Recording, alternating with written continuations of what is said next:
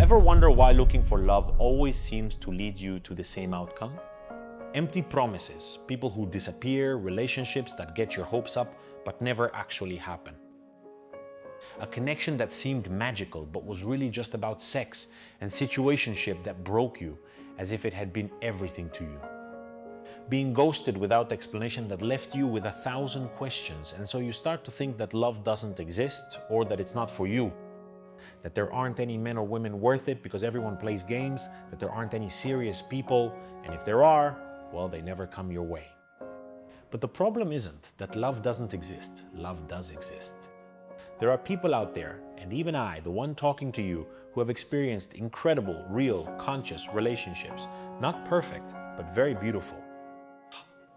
We are people who aren't begging for attention, who aren't breaking ourselves inside to please someone else, and who are choosing to be loving and to be loved as well. And you can be there too, but for that, you have to stop repeating the same patterns. What do I mean by stop repeating? Repeating the wounds, repeating the patterns, repeating the way you choose, and above all, the place you're choosing from. Because you don't attract what you desire, you attract what you unconsciously believe you deserve. And if you're still not in a beautiful, healthy relationship, it's likely that without realizing it, you have the conviction that you deserve emotional scraps or crumbs of love. That's why you idealize people who aren't ready to love, or you go back to what you already knew was hurting you because it felt familiar or known, and that's the only reason. That's why today I want to speak to you clearly, directly, and without beating around the bush.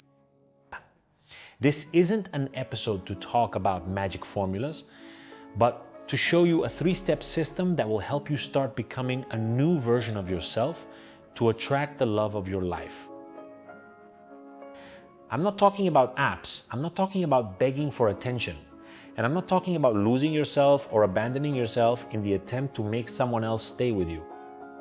You can start changing your life and the way you relate to others in just a few days. And I say a few days because new habits are formed in just a few days. Mental, emotional, and behavioral habits. And when you change on the inside, then what you choose, what you tolerate, and also what you attract and what you build changes as well. So today, briefly, but in a very deep and powerful way, we are going to go step by step. And if in the end all of this resonates with you, and if something inside you tells you this is the way, you will know exactly what to do next.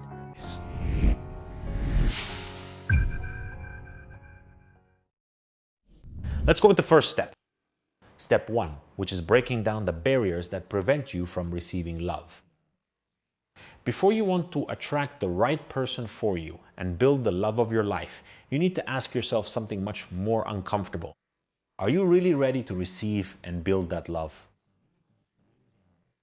Because it's one thing to want love and a very different thing to be emotionally available to receive it when it comes, so that you can be a loved person.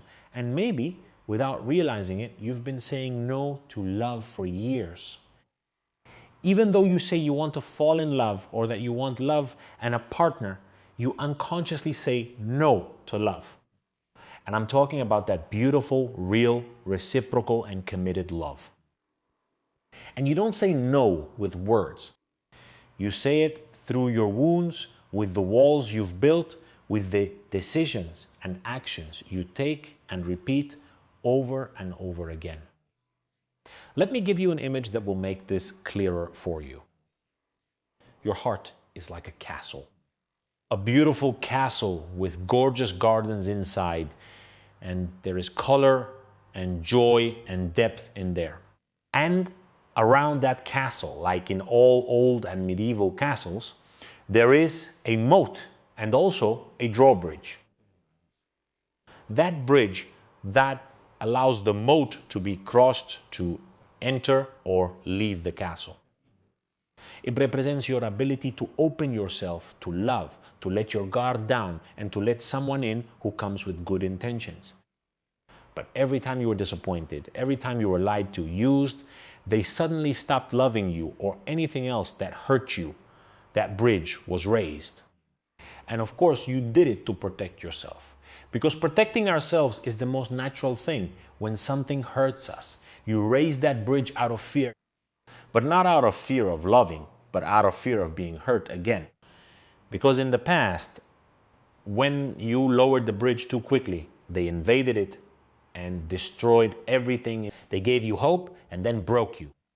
You let in someone you didn't really know. And now, even though you want love, you sabotage it from within. You want a deep relationship, but you hide behind your armor in your castle and you don't connect with anyone. Or your limiting beliefs make you think that there aren't any people worth your time, or that love doesn't exist, or you get involved with people who have no intention of committing. You want someone who is emotionally available.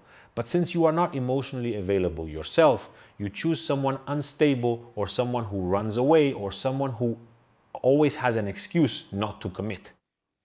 You want to feel seen and heard, but you end up with people who don't see you, who don't listen to you, and who only reach out to you when it's convenient for them. And the craziest part is that this isn't a coincidence. It's called trauma-based compatibility. I mean, it's your wound looking for someone to reactivate it. What for? To repeat the same thing, to see if this time they choose you, to see if this time they stay, to see if with that person you heal your family history and emotional past. That's what trauma does when it isn't healed. It chooses for you. And since everything that's unconscious feels familiar, it feels chemical, it feels intense, it feels like love at first sight. But it's not love. It's your wound saying, I already know this. And then you repeat it and repeat it and repeat it. And every time it ends, you're left with the same question. Why does the same thing always happen to me? Why can't I find what I long for? Why can't I build the love I dream of? Well, it's because you haven't let down the drawbridge. And then nothing new can come in. Only what's familiar. And all because you haven't torn down the internal barriers you built to keep yourself from getting hurt. But those barriers that once protected you, ironically, are now keeping you from feeling good. And here comes the most important part. Healing can hurt. Yes. It's uncomfortable and it's about peeling back layers. It's facing truths you don't want to see. But not healing hurts more. And it hurts every day. It hurts every time you get your hopes up with someone who isn't ready to love you. It hurts whenever you let yourself be used or walked on. It hurts when you give more than you receive. And it hurts when you feel like you're not enough. It hurts a lot when you see others building relationships and you feel like you're always left behind or on the sidelines and can't experience what you long for. So which pain do you choose? The pain of looking at your wounds and facing your pain with real tools and a mentor to guide and accompany you, or the pain of continuing to repeat the story of heartbreak over and over again? Because healing has a price, but not healing has a much higher price. Because healing is going through the pain, but not healing is living with that pain forever. You are not alone. We all carry wounds, we all have traumas, and the only difference between those of us who achieve better results and those who don't is that we decide not to cover up those traumas, not to cover up those wounds, but rather to heal them, instead of continuing to look for someone else to cure them. It's a spoiler. No one is ever going to do the healing for you. Because no one can, because that's your task and that's your key. And it's the only way to truly lower that bridge. So that when love knocks on your door, it doesn't find a wall. Because it doesn't matter how many dates you go on, how many courses you take, how many affirmations you repeat, or how many years you go to therapy. If you don't heal, you'll keep choosing from fear, from the wound, from that version of yourself that just wants someone to finally stay and finally promise they won't leave you. And real beautiful love, the healthy kind, is not built from desperation. It's built from freedom. Not from lack, but from fullness, from presence, and from emotional maturity. That's why this step is the first one. Because without this, there is no real change. Because as long as your nervous system keeps associating love with drama, you will keep choosing that. And you will justify it, you will romanticize it, and you will start the cycle over and over again. But you are not made to repeat. You are not made just to survive. You are made to transcend, to look at your story with honesty, with courage, and decide that you will not love again from your wounds, that you will not love again from the child who only wanted mom or dad not to leave. You are going to love from your present self, from the woman or man who already understood, who realized, but not only realized and understood, but also put all this into practice, who lowered the drawbridge. But this time, not for just anyone, not for just any situation. Now with awareness, and yes, healing is a journey, it's a process, and it's not one you go through just with a couple of nice phrases on social media.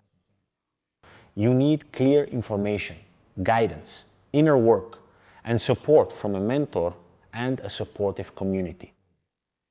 Because healing isn't just about realizing things. Healing is about doing something different from what you usually do. It's about doing something with what you already know. But now you don't just know it, you put it into action. Because when you only understand, you become more aware. But when you commit to your process, you transform yourself. And listen, it's not a process of perfection. It's a process of integration. It's about stopping the habit of ignoring what hurts and sweeping it under the rug so you can start to look at it and hold it from a different place. It's about ending the battle with your story to begin something new. And what comes next? Well, it's another life. Because when you change, everything changes. And when you heal, you no longer tolerate the intolerable.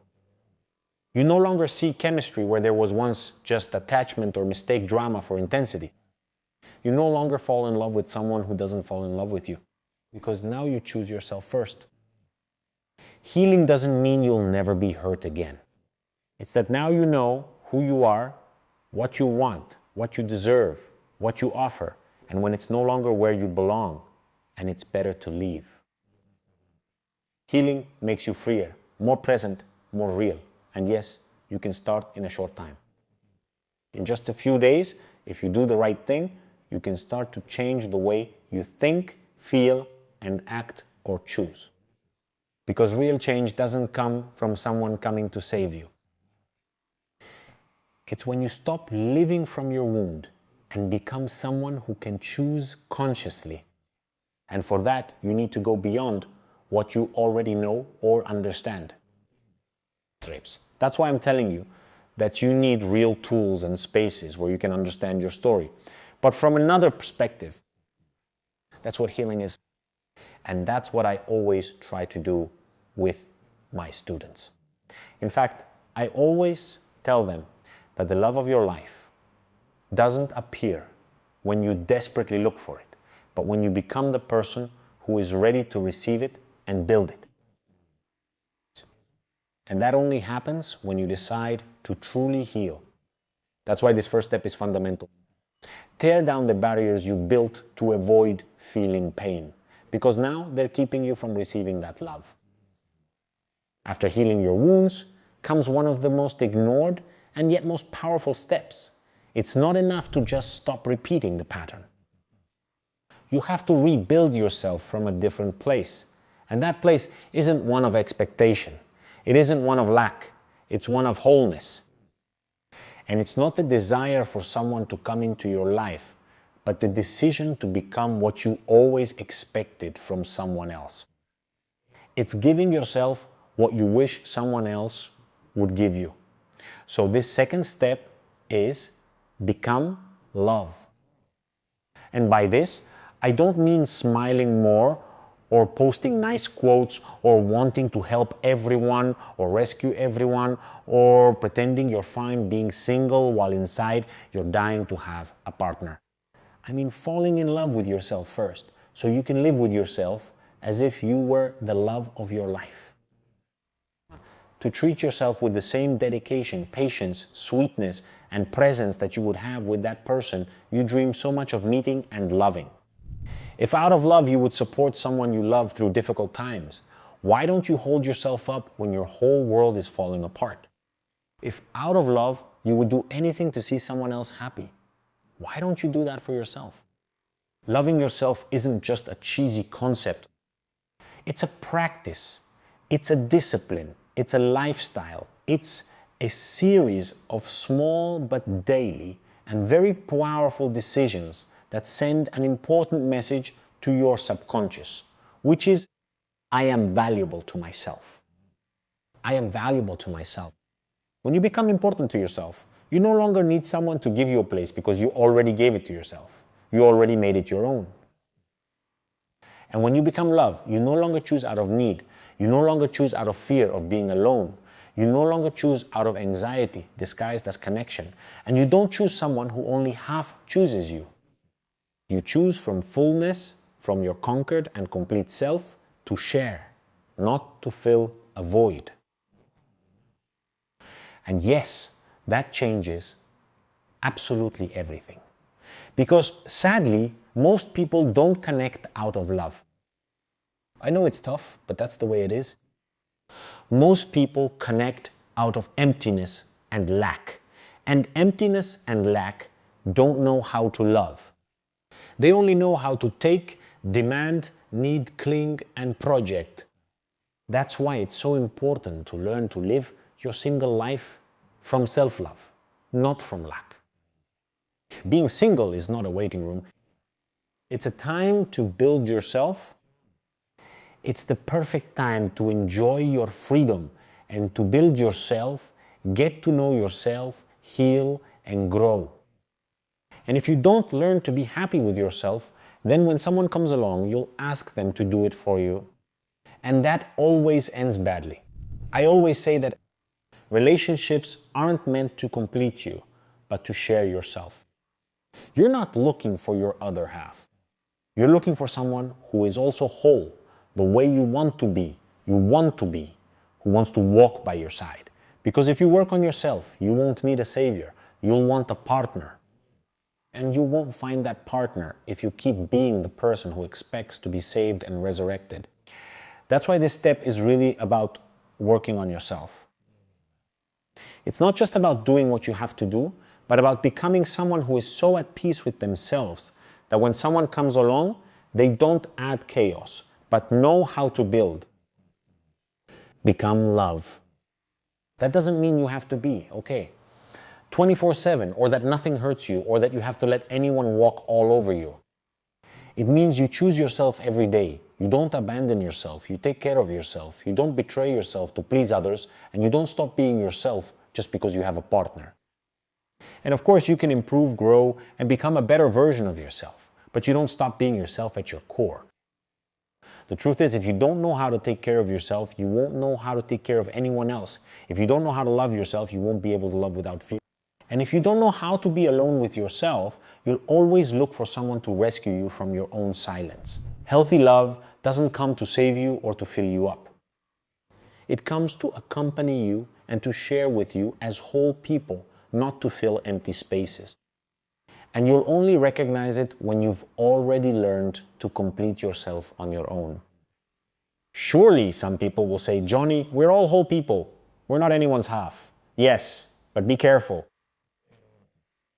Because we are people who, even though I understand this idea of being whole, the truth is that we have shortcomings, gaps, and things we need to work on and rebuild on our own.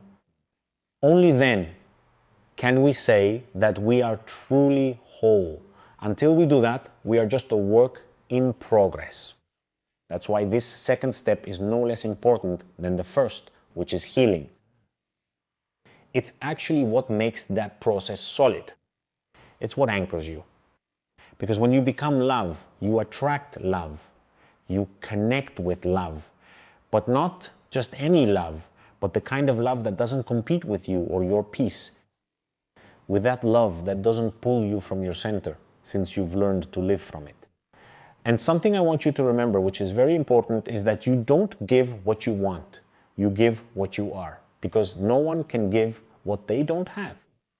No one can love in a healthy way if all you have inside is emptiness, fear, or resentment. Love isn't improvised. It's built first inside yourself. And then, according to the mirror principle, you attract the same thing. Because the same mirror principle tells us you don't attract what you desire. You attract what is similar to you, what you are, what you hold, what you carry inside. That's why it's so important for you to become love. Because that way, not only will you give love differently, but you'll also attract different relationships and you'll be able to receive love in a different way. And that's the big difference between repeating the same toxic patterns as always, or starting to live a completely new story. Am I clear? Well, we've already seen that it's very important to heal and build love within yourself first. But now there's something just as important missing, which is step 3, the last one. And this step is learning how to love. You heard me right. Learn. Because nobody ever taught us, or did they? You weren't taught how to love with maturity in a class at school, and not at home either, right? Most likely, you grew up watching your parents resolve their conflicts by yelling or experiencing jealousy or manipulation with money or sex, or there were emotional absences. And that's not even counting all the emotional garbage that soap operas, movies, and songs planted in us. A lot of what you repeat today isn't yours.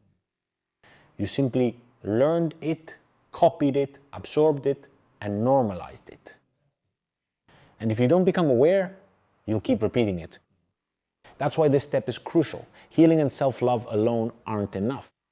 If you don't know how to communicate, if you don't know how to set boundaries, if you don't know how to be there for someone without invading or suffocating them, if you don't know how to speak the love languages, and if you don't know how to support the other person during a conflict or argue without tearing each other down, how can you have a conscious relationship and a beautiful love?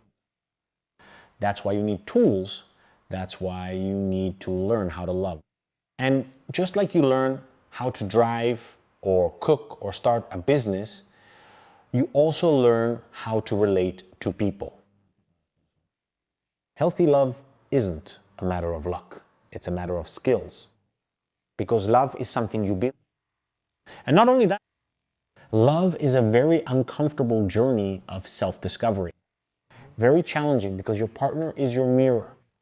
And if you don't have the skills to grow from there to overcome the problems, the challenges, and so on, then that relationship will knock you down and that mirror will hurt you more than it actually helps you grow. So I'll briefly share with you some of the skills that if you want to learn to love, you absolutely have to develop. The first is nonviolent communication. I mean, being able to express what you feel without attacking, blaming, or shutting down or running away. Was I clear? Couples who know how to communicate grow, reach agreements, and build together. Those who don't hurt each other even if they love each other. The second thing I recommend you develop is empathy. By this, I mean putting yourself in the other person's place, in their mind and in their world. Not to justify everything, but to understand it and be able to see it with compassion. So you don't react from your own wound, but from your awareness when the other person expresses a need or a desire to you. Empathy softens arguments, opens hearts, and strengthens the bond. Another very important skill is emotional accountability. By this, I mean taking responsibility for the consequences of your actions, understanding that you can't play with someone else's feelings. Don't make promises you won't keep. Don't use silence as punishment. Don't disappear without facing things. Be clear, be honest, be consistent, and understand that your actions affect the other person. That's what it means to love with respect. Another very important skill is knowing how to set boundaries. Knowing how to say, this isn't good for me, or simply saying no and standing by it without aggression is extremely important. A timely boundary can save you years of pain and put you on the path to a much healthier relationship. Now, another very important one, active listening. I mean, not just listening to the other person, or rather just hearing them. only to see how you can respond and win the argument, but actually listening to them, to understand them and try to make them feel good, but also to seek the common good. And for this, you have to give them space. I mean, pay attention to them, give them silence so that person can express themselves. And show that person that their inner world, their pain, their needs, and their desires also matter. That greatly strengthens the connection and emotional intimacy. Another very important one is emotional intelligence. By this I mean knowing what you feel, not overreacting based on what you feel. Being able to name what you're experiencing and not letting your emotions control you. Because not everything that hurts you is someone else's fault, and they shouldn't have to pay for it. And not everything you feel in the moment has to make you act or react. An unmanaged emotion can ruin the person you love the most and what you love the most. Another skill, intentional dating. Dating intentionally. That is choosing without rushing. Seeing the other person not through infatuation, but with your eyes wide open, without projecting, without idealizing, without staying there just out of fear that there might not be someone else or out of fear of being alone. It's giving yourself the time to get to know the other person so you can choose based on what's real and not from the fantasy of what that person could be if they changed for you or for love. Another very important skill is speaking the other person's love language. And I say the language because love really is a language, although, of course, we know it has 5 main ingredients or languages. Learning how you give love and how you receive it, and also learning how the other person receives love and how they give it is fundamental, because not everyone loves the same way. If you don't know your partner's emotional language and they don't know yours, you may say the same things but never truly understand each other. You're not speaking the language of love. Instead, you speak the language of hurt. Another very important skill, balancing your energies. A healthy relationship needs a balance between your masculine energy and your feminine energy, no matter if you're a man or a woman. That relationship needs you to be able to act with determination or solve problems, but also to feel without shame and with openness. That you can set boundaries or make decisions and stand by your word, but also receive, listen, support, connect with your intuition, and allow yourself to feel. There are people who only give, others who only receive, some who are always pushing, and others who lose themselves in the other person's energy. And that ends up breaking the bond. On the other hand, when you learn to balance your energies, you don't go to extremes. You don't become the savior or someone who lets themselves be saved. You also don't become someone who says they don't need anyone, but deep down you're dying to be with someone. Nor do you become someone who is too needy of someone else. You remain whole, but loving, present, but free. And that balance is felt and respected. And that balance also attracts people who are looking for the same thing. A partner, a team, a true companion. And not a burden or a bond that, rather than a romantic relationship, seems more like a parent-child relationship or a power struggle. Was I clear? Another very important skill is offering emotional support. And this isn't just about listening, it's about being able to emotionally support the other person. Because you won't always have the answers, but you can be present and open your heart to the other person and embrace them with all your love. So that person can be okay without minimizing their needs or desires and without saying things as empty as it'll pass. So don't overreact or rush to change how someone feels just because it makes you uncomfortable. To hold space, that is with your presence and your open heart. I'm here. You don't have to carry this alone, and maybe I don't fully understand what you're going through, or I can't solve it for you, but I'm here and I'll be with you while you figure it out or resolve it. And that is love in its purest form. Because there are moments when the most important thing isn't to fix it, but simply to be there, to give space and stay with an open heart, even if you don't know exactly what to do. Each of these skills makes you a better person and a better partner. It helps you build a love that is not just emotion or feeling, but also a decision. A love that doesn't break with the first problem or challenge. A love that doesn't depend on intensity, but on deep connection and commitment. And do you know what's the most beautiful thing? That all of this can be learned. It's not something determined by fate or luck that you just have to see whether you have or not. No one is born knowing how to love. But we can all learn if we're willing. And when you do, you become someone emotionally prepared to build and maintain an intentional relationship. A beautiful love, as I like to say. You no longer choose out of impulsive attraction. You choose with clarity. And you no longer stay out of fear. You stay out of love. And then yes, you are ready, not just for the love of your life to arrive, but so that when it does, you recognize it and build together. The love of your life is not someone who completes you. It's someone who reflects you and arrives not when you're waiting to be rescued, but when you've already learned to be with yourself and to rescue yourself. And that's why you recognize it, because it mirrors your inner work and not just your emptiness. The question has never been, where is love? No. The question has always been, am I really ready to recognize it when it comes and to build? Or will I just confuse it again with drama and toxicity? Or am I going to push it away because I don't know how to receive it? Or am I going to destroy it because I don't know how to sustain it? Look, love is not a coincidence. It's something you build. It's a project. It's a journey of self-discovery. And you're not going to attract it by begging for it, but when you truly embody it.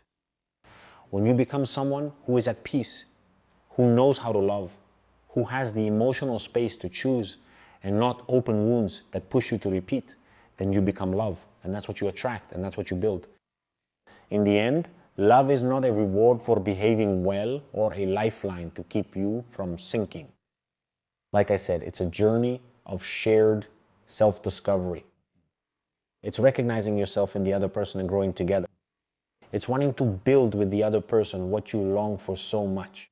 It's choosing someone who wants to walk with you, not someone who wants to save you or compete or fight. A healthy relationship or a beautiful relationship is a team. Two different people with different stories and worlds, but with the same vision and intention. To add, to support, and to build. It's not about there being no challenges, but about having someone by your side who doesn't become your enemy every time things get complicated or every time you want to express a need or a desire. Someone who, even in the middle of conflict, still chooses to resolve things by your side and not to destroy you. In short, true and beautiful love does exist and is within everyone's reach. But you who are listening to me have to do your part to be able to live it and experience it. The key lies in these 3 steps. First, heal your emotional wounds to break down the barriers that prevent you from receiving love in a healthy way. Second, become love by cultivating your self-love and a fulfilling life. This way you will connect with someone who is also whole and loving, not with someone full of wounds and emotional neediness. And third, develop the skills to be able to love, such as communication, empathy, and everything I mentioned, so you can give and receive love without limitations. The difference between suffering through mediocre relationships and enjoying a wonderful, beautiful love lies in the inner work and learning you are willing to do. The good news is that even small but consistent changes can have a big impact. If you're not sure how to do it thoroughly on your own, don't worry. It's better if you leave me the phrase, "I want more" in the comments, because that way I'll know you need me to help you more deeply as your mentor. And I'll be able to prepare a course or a workshop or more content like this to guide you step by step in your healing and transformation. Healthy love is waiting for you, but you have to take these steps. And if you think this could help someone, please share it. Because sometimes a phrase or an episode like this can be the beginning of a big change in someone's life. And if you want to receive more content like this, subscribe to the channel so you don't miss anything and you can watch all my episodes, because this is just getting started. And if you're ready to go deeper with me as your mentor, I'm here and I'm ready too. See you in the next session.